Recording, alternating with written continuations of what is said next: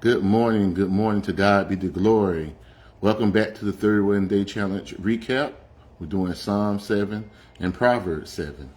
In Psalm 7, we see this is a good psalm when you're going through something, when people are coming at you. But the first thing it asks you to do is to have the Lord examine you and make sure that you haven't did anything wrong in the first place. And once you pass that test, then the Lord can then fight the battle for you.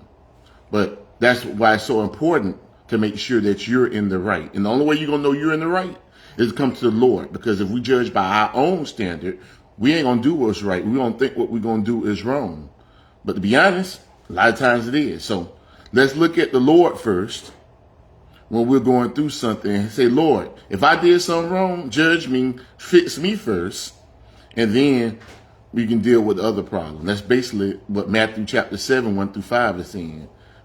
Get fixed first before you try to fix others. Now in Proverbs 7, it's really about one thing.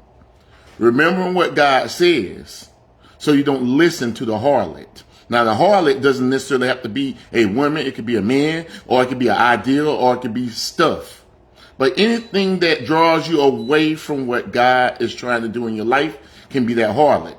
But at the end of the day, what the harlot does is the harlot gets you off track.